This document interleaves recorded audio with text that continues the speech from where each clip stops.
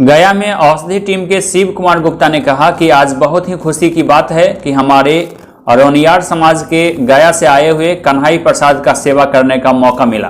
दरअसल औषधि टीम के शिव कुमार गुप्ता के द्वारा उन्हें और उनके साथ आए हुए लोगों का शिव कुमार गुप्ता के द्वारा बहुत ही अच्छे ढंग से रात में व्यवस्था की गई थी, खाने कंबल आदि की व्यवस्था की गई थी और सहायता पहुंचाई गई।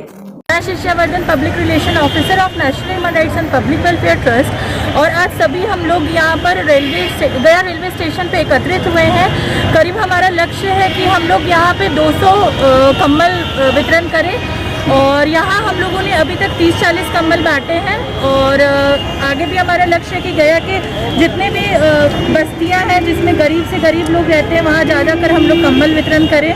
और इसमें मैं अपने सारे मेंबर्स का धन्यवाद करना चाहूँगी कि वो इतनी ठंडी में आए यहाँ पर अपना कीमती समय ज़ाया करके और कंबल वितरण में हमारा सहयोग किया। अपना परिचय? मेरा नाम शिष्यावर्धन हुआ और मैं इस संस्था की पब्लिक रिलेशन ऑफिसर हूँ, national human rights and public welfare trust. Thank you. गया में मानवाधिकार संस्था के द्वारा सैकड़ों बेसहारा एवं असहाय लोगों के बीच निःशुल्क कंबल वितरण किया गया। National human rights and public welfare trust के गया जिला मीडिया प्रभारी पंकज वर्णवाल जी की अध्यक्षता में यह कार्यक्रम का आयोजन किया गया। रेलवे स्टेशन पर सैकड़ों बेसहारा एवं असहाय लोगों के बीच निःशुल्क कंबल वितरण का कार्यक्रम देर रात तक चलता रहा। दिल्ली में हुए निर्भया गैंग रेप कांड मामले को देखते हुए तत्कालीन प्रधानमंत्री डॉक्टर मनमोहन सिंह की सरकार ने महिलाओं की सुरक्षा के लिए समर्पित एक विशेष फंड की घोषणा की थी, जिसका नाम निर्भया फंड रखा गया था। लेकिन इस सेंटर का न नाम और न ही कोई पता है और ऐसे में पीड़िता को न्याय कैसे मिलेगा, इस बात को लेकर लोगों में संशय की स्थिति है। कांड के उपरांत बेबस महिलाओं के लिए 2014 में यूपीए सरकार ने 1000 करोड़ रुपया देके Nirbhaya centre, one stop centre के नाम से घोषणा किया था कि इसको पूरे देश में बनाया जाएगा। उसके बाद बिहार सरकार ने भी सभी जिलाओं के लिए सभी पदाधिकारियों को पत्र लिखा। जहां तक भागलपुर में मैंने पता लगाया है कि यहाँ की प्रमंडल आयुक्त ने भी जुलाई 2019 में जमीन चिन्हित के लिए लिखा गया, लेकिन आज तक जैसा सूचना मुझे सिर्फ जमीन चिन्हित किया गया और आज तक कोई सेंटर, वन स्टॉप सेंटर बनाने का काम नहीं किया गया। मतलब सरकार, यूपीए सरकार 2014 में आदेश देती है और आज केंद्र सरकार जो भारतीय जनता पार्टी का है और यहाँ एनडीए की सरकार बिहार में है, बेबस महिलाओं के लिए निर्भया कांड होने के बावजूद भी सचेत नहीं हुई है कि कम से कम बेबस महिलाओं के लिए सेंटर खोल के उनको राहत दिया जा सके। मैं इस संदर्भ में मैं माननीय मुख्यमंत्री और प्रधानमंत्री जी को पत्र लिखूंगा, आज ही लिखूंगा, ताकि इस पर ध्यान दिया जाए। भागलपुर के बिहार कृषि विश्वविद्यालय के पीछे की जमीन बाढ़ के समय पूर्ण रूप से जलमग्न हो जाती है, जिसकी वजह से यहाँ पर न आवश्यक फसलें हो पाती है और आम लोगों को भी काफी परेशानी का सामना करना पड़ता है। इस तालाब से, ये तालाब बिहार एग्रीकल्चर कॉलेज और पुराना रेलवे लाइन राजनदीपुर बांध के मध्य में ये बांध बंधना है। ये तालाब की बांध का करीबन 50 वर्षों से मांग है।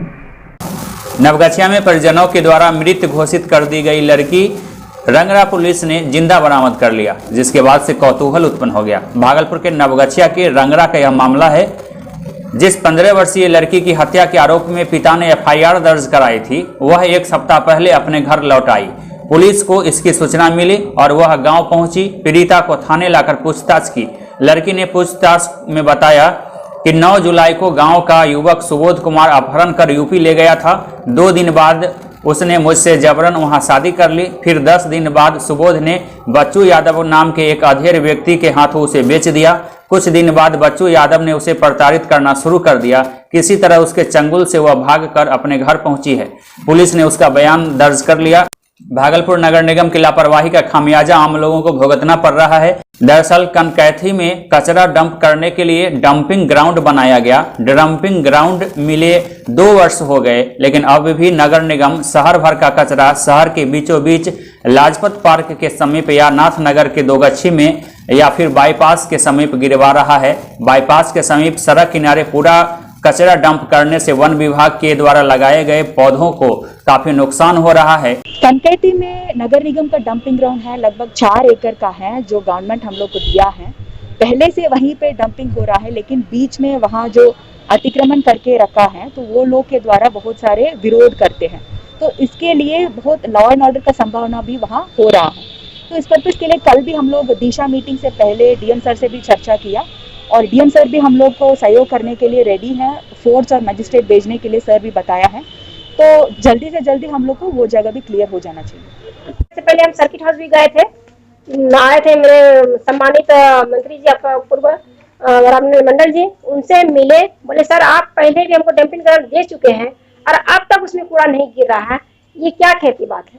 क्योंकि साइड में आपका कूड़ा गिरा दिया जाता है, उसमें भी उसमें मिट्टी नहीं ढके जाता है यहाँ पर, उस पर भी हम चर्चा किए, साथ में अभी मैडम उस पर कुछ बोलने से जवाब नहीं दी। पुत्र के मुंह में भतीजे को दे दी गई बलि, तांत्रिक के इशारे पर तलवार से मासूम का सिर काट दिया गया। यह दर्दनाक हादसा जमुई जिले से सामने आया है, जहां 7 साल के मासूम की निर्मम हत्या कर दी गई। इस हत्याकांड में शामिल सभी आरोपितों को पुलिस ने गिरफ्तार कर लिया है। घटना इतनी मार्मिक थी कि जिसका वर्णन करना मुश्किल होता है। हजारों मर्डर हम लोगों ने अपनी लाइफ में देखे हैं, लेकिन 7 साल के बच्चे का इस तरह से मर्डर होना झकझोर करके रख देता है। गंभीरता को देखते हुए मैंने खुद इस कांड को लीड करना उचित समझा। अगले दिन डीएसपी के साथ सुपरविजन किए घटने का। पहले ये बात आ रही थी कि ज़मीनी विवाद में हत्या हुई, लेकिन पर्यवेक्षण में ये पाया गया कि कुछ अच्छा चावल और ये सब फूल बिखरा हुआ था उसके दरवाजे पे। तो जब इस संबंध में क्वेरी हुई तो पता चला कि एक बाबा आए थे तांत्रिक, जिसका तूफानी यादव ने पैर वैर छू के फिर पूजा करवाया और वहीं से घर से निकला तो तलवार लेके मार दिया। दरभंगा जिले के अरैला पंचायत के एक गांव से एक शर्मनाक खबर सामने आ रही है। बताया जा रहा है कि यहां एक अधेड़ महिला की शादी नाबालिग बच्चे से कर दी गई, जिसके वजह से लोगों में काफी नाराजगी है, तो कई लोगों में कौतूहल का माहौल भी है। उधर पियर थाना क्षेत्र के सिमरा चौक के नजदीक डीजल टैंकर ने एक बिजली पोल में जोरदार तरीके से धक्का मार दी। यह हादसा देर रात की बताई जा रही है। बताया जाता है कि इस हादसे के दौरान तेज रफ्तार ट्रक जितेंद्र महतो के किराना दुकान में घुस गया, जिसके बाद नागेंद्र महतो के घर में जा पहुंचा। इस हादसे में सभी लोग बाल बाल बच गए। घटना देर रात की बताई जा रही है। यह संयोग था कि देर रात होने के बावजूद सभी लोग अपने घरों में जरूर सोए हुए थे, लेकिन कोई हादसे का शिकार नहीं हुआ, वरना एक बहुत बड़ी घटना यहां सामने आ सकती थी। बताया जाता है कि पियर थाने के सिमरा की यह घटना है। जानकारी मिलने के बाद पियर थाने की पुलिस भी हरकत में आई। आवश्यक कार्रवाई की प्रक्रिया शुरू की गई।